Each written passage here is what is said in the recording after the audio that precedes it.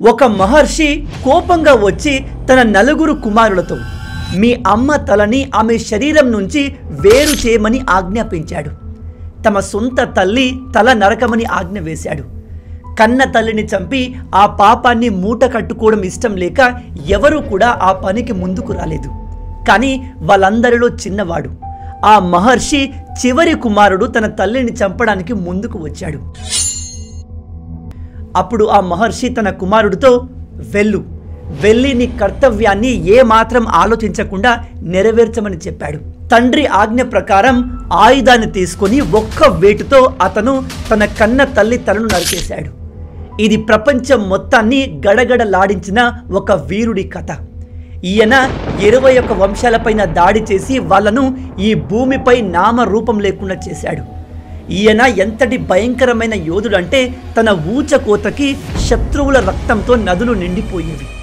బ్రాహ్మణుడిగా జన్మించాల్సిన ఈ మహావీరుడి జీవితం ఒక చిన్న పొరపాటు వల్ల మొత్తం తారుమారయ్యింది.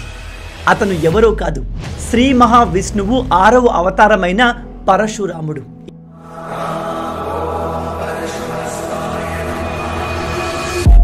ఈయన కోపానికి భూమి మీద ఉన్న సమస్త జీవులు వణికిపోయేవి. అయితే అసలు ఎవరు ఈ పరశురాముడు? ఈయన లైఫ్ స్టోరీ ఏంటి? ఈయన తన సొంత తల్లిని ఎందుకు చంపాల్సి వచ్చింది? ఈ వీడియో చాలా ఇంట్రెస్టింగ్గా ఉండబోతుంది. కాబట్టి ఏమాత్రం స్కిప్ చేయకుండా పూర్తిగా చూసి అన్ని విషయాలు తెలుసుకోండి. జమదగ్ని అనే ఋషికి రేణుక అనే ఒక అందమైన ఆదర్శమైన భార్య ఉండేది. కానీ ఆమె చేసిన చిన్న తప్పు తన మరణానికి కారణమైంది. ఒకరోజు ఆమె నదిలో నీళ్లు తీసుకుంటూ ఉండగా ఒక గాంధర్వుణ్ణి చూసి తనపైన మనసు పడింది. ఎప్పుడైతే ఒక పరాయి మగాన్ని చూసి ఆమెలో కోరిక పుట్టిందో ఆ క్షణమే ఆమె తన పవిత్రతను కోల్పోయింది. ఆమె తిరిగి ఇంటికి వచ్చినప్పుడు తన భర్త జమదగ్ని ఆమె మనసులో ఉన్న విషయాన్ని గ్రహించాడు. అది తెలుసుకున్న అతనికి చాలా కోపం వచ్చింది. వెంటనే తన కుమారుల్ని పిలిచి మీ తల్లి తలను శరీరం నుంచి వేరు చేయమని ఆదేశించాడు. కానీ వారిలో ఏ ఒక్కరు కూడా ఆ పాపం చేయడానికి ఇష్టపడలేదు.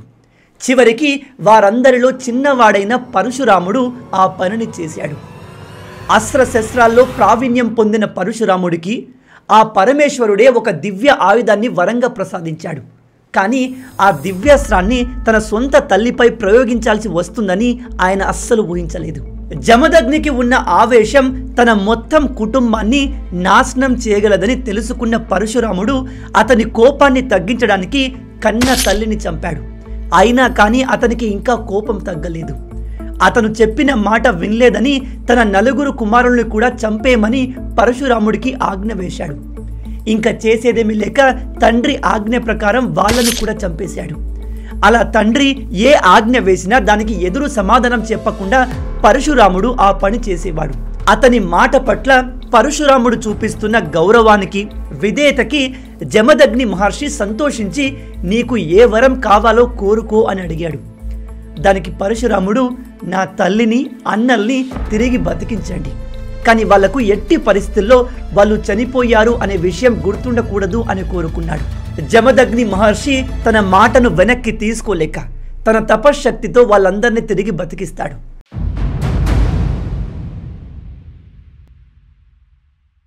సాధారణంగా పరశురాముని పేరు వినగానే మనందరికీ గుర్తొచ్చేది శత్రు వినాశకుడు అని, అంటే శత్రువులను నాశనం చేసేవాడు అని అర్థం.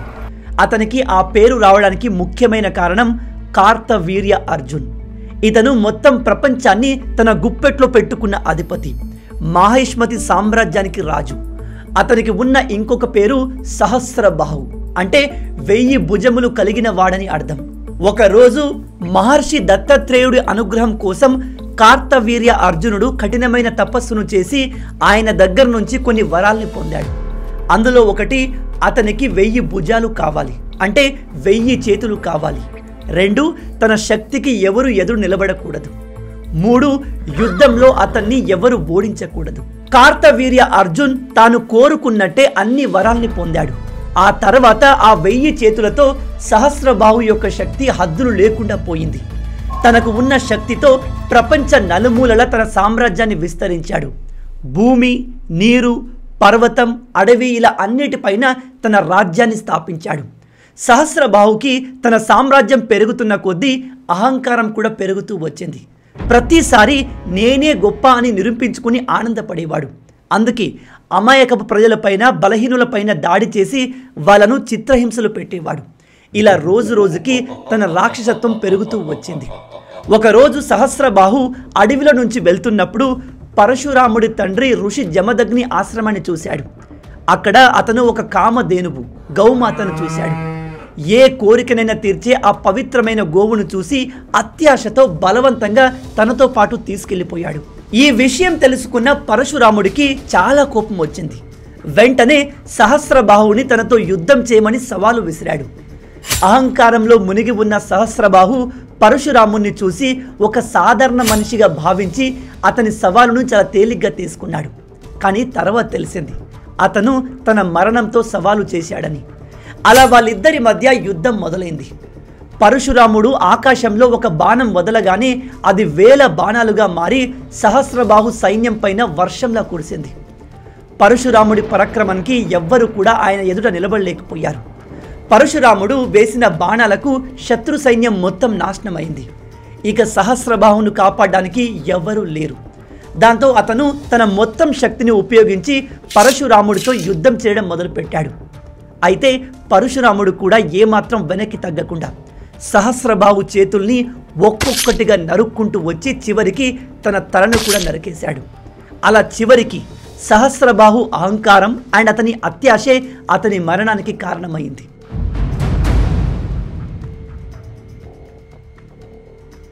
కానీ ఈ సహస్రబాహు కుమారులు చేసిన పెద్ద తప్పు వల్ల వాళ్ళ వంశం మొత్తం నాశనమైంది. యుద్ధంలో సహస్రబాహు మరణాన్ని చూసి అతని కుమారులందరూ భయపడి అక్కడి నుంచి పారిపోయారు. కానీ పరశురాముడి పైన ప్రతీకారం తీర్చుకోవాలనే కోరిక వాళ్ళలో చావలేదు. అందుకని వాళ్ళు ప్రతీకారం తీర్చుకోవడానికి సరైన సమయం కోసం ఓపికగా వెయిట్ చేశారు. ఎప్పుడైతే ఆ అవకాశం వచ్చిందో మహర్షి జమదగ్ని ఆశ్రమం పైన దాడి చేసి ఆయనను 21 సార్లు అతి దారుణంగా పొడిచి చంపేశారు. ఈ విషయం తెలుసుకున్న పరశురాముడు కోపంతో రగిలిపోయాడు. తన తండ్రిని ఆ స్థితిలో చూసి తట్టుకోలేకపోయాడు. ఆ కోపంతోని కార్తవీర్య వంశంలో ఉన్న 21 తరాల్ని నాశనం చేస్తానని చనిపోయిన తన తండ్రి పైన ప్రమాణం చేశాడు. ఆ మాట ప్రకారం పరశురాముడు కార్తవీరుడి 100 మంది కుమారుల్ని వెంటాడి కనికరం లేకుండా అతి దారుణంగా చంపేశాడు. ఆ వంశంలో ఉన్న గర్భిణీ స్త్రీలను తప్ప మిగతా అందరినీ అతి భయంకరంగా చంపాడు. అంతమందిని చంపడం వల్ల వాళ్ళ రక్తం ఒక నదిలా ప్రవహించిందని చెప్తారు. ఈ మారణకాండ 1-2 రోజులు కాదు, కొన్ని సంవత్సరాల వరకు కొనసాగింది. అలా పరశురాముడు సహస్రబాహు యొక్క 21 తరాల్ని అంతం చేశాడు. అదే కోపంతో వేరే రాజ్యాలకు చెందిన క్రూరమైన అహంకారంతో ఉన్న రాజుల్ని కూడా ఈ పరశురాముడు అంతం చేయడం మొదలుపెట్టాడు. పరశురాముడికి ఉన్న కోపానికి భూమిపై ఉన్న ధర్మాన్ని పాటించని ప్రతి క్షత్రియ రాజును అంతం చేశాడు అని చెప్తారు. అలా చేయడం వెనుక ఒక పెద్ద కారణమే ఉంది. పరశురాముడు తన జీవిత ప్రయాణంలో చాలామంది క్షత్రియ రాజులు, వీరులు వాళ్ళ శక్తిని, అహంకారాన్ని అమాయక ప్రజలపైన, నిరపరాధులపైన చూపించి వాళ్ళను చిత్రహింసలు పెట్టడాన్ని తన కళ్ళారా చూశాడు. అది చూసి తట్టుకోలేని పరశురాముడు పాపం చేసే ఏ ఒక్కరిని కూడా చంపకుండా వదిలేది లేదని నిర్ణయించుకున్నాడు. అండ్ అదే పరశురాముడి అవతారం యొక్క ముఖ్య ఉద్దేశం. భగవత్ పురాణం ప్రకారం పాపాత్ముల వల్ల, క్రూరమైన క్షత్రియ రాజుల వల్ల బాధపడుతున్న ఎంతోమంది నిస్సహాయులు, బ్రాహ్మణులు భగవంతుడైన శ్రీ విష్ణువు దగ్గరకు వెళ్ళి ఈ కష్టాల నుంచి మమ్మల్ని కాపాడమని ప్రార్థించారు.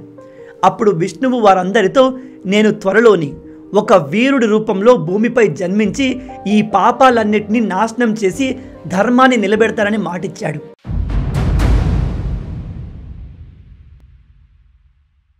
కొన్నిసార్లు ఒక చిన్న తప్పు పూర్తి చరిత్రను మార్చేస్తుంది. అలాంటి ఒక చిన్న తప్పు కారణంగా పరశురాముడు జన్మించాడు. మహర్షి రుచికునికి సత్యవతి అనే ఒక భార్య ఉండేది. వీళ్ళు బ్రాహ్మిన్స్. ఈమె తన తల్లిదండ్రులకు ఏకైక సంతానం. ఈమె పెళ్ళయ్యాక తన తల్లిదండ్రులను వదిలి మహర్షి రుచికునితో వెళ్ళిపోయింది. అయితే ఆమె తల్లిదండ్రులు ఒంటరైపోయారు. దాంతో వాళ్ళ వంశాన్ని నడిపించేందుకు ఒక వారసుడు ఉంటే బాగుండేది అనుకుంది. అందుకే ఈమె తన భర్త రుచికుని దగ్గరికి వెళ్ళి నాకు ఒక కుమారుణ్ణి ప్రసాదించమని కోరింది. అలాగే మా తల్లిగారికి కూడా ఒక రాజ్యాన్ని చూసుకునే కుమారుణ్ణి ప్రసాదించమని అడిగింది. దానికి మహర్షి రుచికుడు ఒప్పుకున్నాడు. విష్ణు పురాణం ప్రకారం ఆ మహర్షి వాళ్ళిద్దరికీ సంతానం కలగడానికి 2 ప్రసాదాలు తయారు చేసి ఇచ్చాడు. ఈ 2 ప్రసాదాల్లో డిఫరెంట్ క్వాలిటీస్ ఉన్నాయి. ఆయన తయారు చేసిన ఈ ప్రసాదాన్ని సత్యవతి తీసుకుంటే బ్రాహ్మణుడు పుడతాడు. ఇంకో ప్రసాదం ఆమె తల్లి తీసుకుంటే ఆమెకి ఒక క్షత్రియ వీరుడు పుడతాడు. కానీ మిస్టేక్లో ఈ 2 ప్రసాదాలు తారుమారవుతాయి. అంటే సత్యవతి ప్రసాదాన్ని వాళ్ళ అమ్మ ప్రసాదాన్ని ఈమె తీసుకుంటుంది. ఈ విషయం ఆ మహర్షికి తెలిసి కోపంతో సత్యవతితో ఇలా అన్నాడు, ధర్మాన్ని ఎవరూ మార్చలేరు. నువ్వు చేసిన తప్పుకి నీకు బ్రాహ్మణుడికి బదులు ఒక క్షత్రియుడు పుడతాడు. మీ తల్లికి ఒక సాధారణ బ్రాహ్మణుడు పుడతాడు అని చెప్పాడు. అయితే తన తప్పు తెలుసుకున్న సత్యవతి తన భర్తను క్షమించమని వేడుకుంటుంది.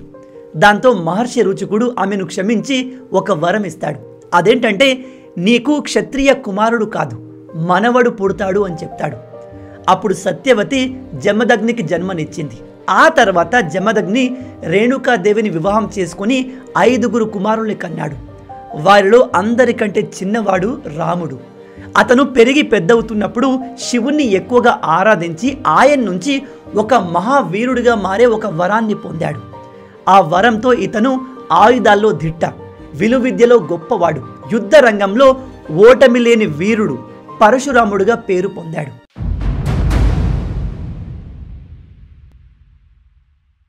పరశురాముడు ఒక ప్రత్యేకమైన విష్ణువు అవతారం. ఎందుకంటే ఇతను శ్రీకృష్ణుడు అండ్ రాముడిలాగా తన శరీరాన్ని విడిచిపెట్టి వైకుంఠానికి తిరిగి వెళ్ళలేదు. అలాగే ఎప్పుడు కూడా ఇతను తన అసలు రూపమైన శ్రీ మహావిష్ణువు అవతారంలోకి కూడా రాలేదు. పరశురాముడు ప్రతి యుగంలో మనం రాసుకున్న ప్రతి కథలో, ప్రతి పురాణంలో ఉంటాడు. ఈ భూమిపై ఉన్న ఆల్మోస్ట్ అందరూ క్షత్రియుల్ని అంతం చేసి ఆ పాపానికి ప్రాయచిత్తం చేసుకోవడానికి అన్నీ వదిలి పర్వతాలకు వెళ్ళి తపస్సులో నిమగ్నమయ్యాడు. అయితే చాలా సంవత్సరాల తర్వాత త్రేతాయుగంలో ఆయన తపస్సుకు భంగం కలుగుతుంది. ఎందుకంటే ఆయన గురువైన పరమేశ్వరుడు ఇచ్చిన దివ్య ధనస్సును ఒక క్షత్రియుడు విరిచేస్తాడు. ఆ క్షత్రియుడు మరెవరో కాదు, శ్రీరాముడు. వాల్మీకి రామాయణం ప్రకారం జనక మహారాజు యొక్క దివ్య ధనస్సును శ్రీరాముడు విరిచినప్పుడు పరశురాముడు కోపంతో ఆయన్ని కలవడానికి చూడ్డానికి వెళ్ళాడు. ఆ సమయంలో పరశురాముడు శ్రీరాముడి దివ్యత్వాన్ని, శక్తిని గ్రహించి శ్రీరాముడు కూడా విష్ణువు అవతారమే అని గ్రహించాడు. క్షత్రియుడు రూపంలో ఉన్న శ్రీరాముడు తన శౌర్యం, పరాక్రమంతో పరశురాముడు ఇంకెప్పటికీ యుద్ధం చేయాల్సిన అవసరం లేదని అతనికి అర్థమయ్యేలా చెప్తాడు. ఒక విష్ణువు అవతారం మరో అవతారం యొక్క మహిమను, శక్తిని గ్రహించిన అద్భుతమైన దృశ్యం అది. దీంతో పాటు ద్వాపర యుగంలో కూడా పరశురాముని ప్రభావం కనిపిస్తుంది.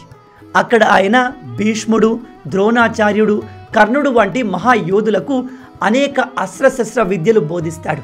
ద్వాపర యుగంలోనే కాదు, ఈ కలియుగంలో కూడా పరశురాముడు ఒడిశా సమీపంలోని మహేంద్రగిరి పర్వతం పైన ఇప్పటికీ తపస్సు చేస్తుంటాడని ఒక నమ్మకం ఉంది. పరశురాముడు తన శిష్యుడిగా రాబోతున్న శ్రీ మహావిష్ణువు యొక్క చివరి అవతారం కల్కి కోసం ఎదురు చూస్తున్నాడు. కల్కి కలిని చంపి ప్రపంచంలో మళ్ళీ శాంతిని స్థాపించడంలో పరశురాముడు సహాయం చేస్తాడు. మొత్తంగా ఇవి పరశురాముడి గురించిన కొన్ని ముఖ్యమైన విషయాలు. మీలో ఎంతమంది ఈ పరశురాముడి గురించిన ఈ విషయాలు కొత్తగా తెలుసుకుంటున్నారు? కింద కామెంట్లో చెప్పండి. ఈ వీడియో మీకు నచ్చింది అనుకుంటున్నాను. నచ్చితే అలా ఊరికే చూసి వెళ్ళిపోకుండా వీడియోని లైక్ చేయండి. అండ్ ఈ విషయాలు 10 మందికి తెలిసేలా వీడియోని షేర్ చేయండి. అండ్ ఇలాంటి అమేజింగ్ వీడియోస్ కోసం మన ఛానల్ని సబ్స్క్రైబ్ చేసుకోండి. రాబోయే వీడియోలో ఇంకో ఇంట్రెస్టింగ్ టాపిక్తో మళ్ళీ కలుద్దాం. అంటిల్ దెన్, జై హింద్ అండ్ జై భారత్. ఓం నమో నారాయణాయ.